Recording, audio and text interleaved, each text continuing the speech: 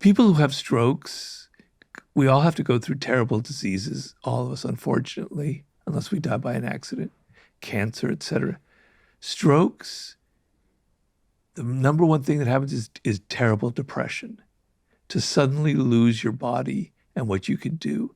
And so this has kept me out of that depression, I have to say.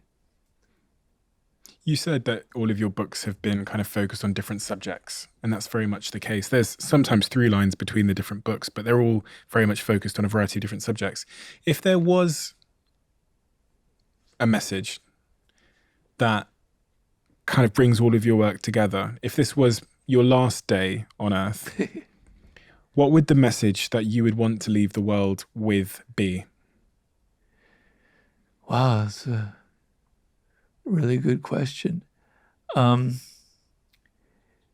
lot of my books have to do with the reality of our life and what not what we want to believe, not our fake ideas about it, not our illusions, etc., but what life is really, really like.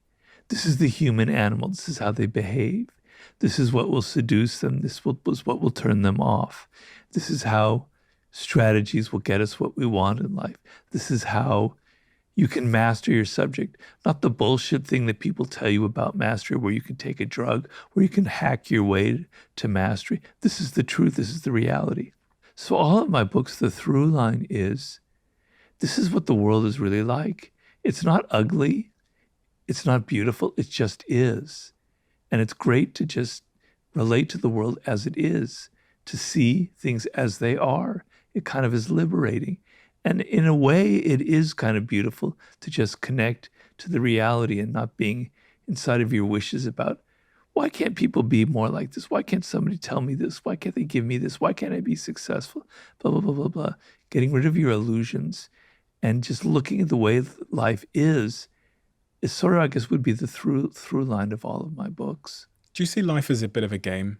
And is that a healthier way to view life? A game where we need to learn the rules and then play the game versus fight against the injustice of the rules of the game?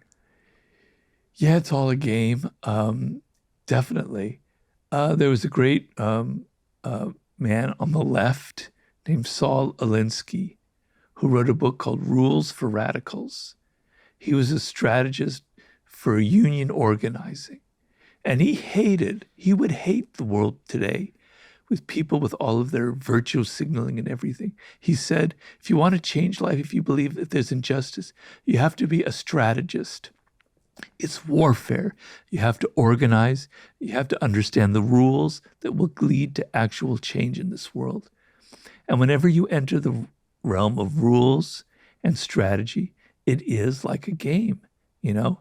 And so, yeah, I believe that. And I believe people with all their moralistic ideas who think just because they believe something is right, that it will get what they want, they're just living in they're fools. You have to strategize. If you don't, you're just bullshitting. You just pretend, you just virtue signaling. You want people to see you as a saint.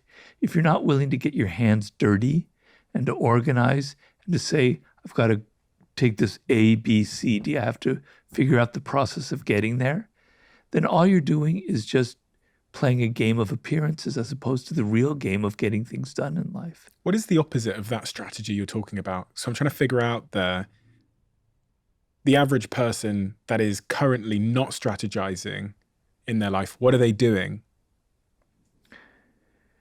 Well,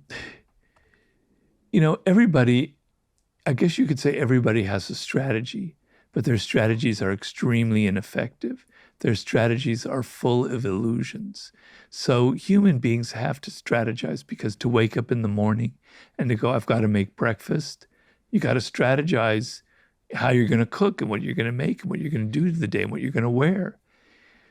It's human nature. It's just people do it very, very badly. And they do it badly because they're so emotional.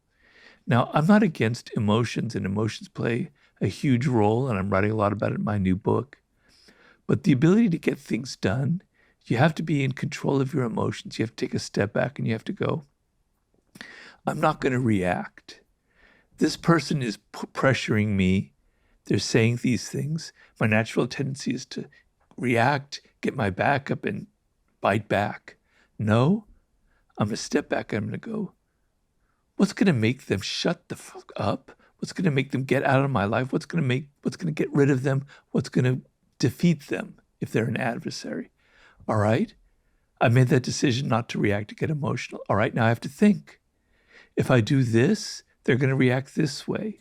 But if I surprise them with this angle, they won't know what to do, and then they'll react in a different way, and I'll be in control of the situation.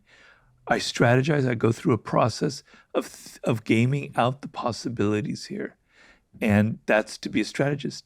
The opposite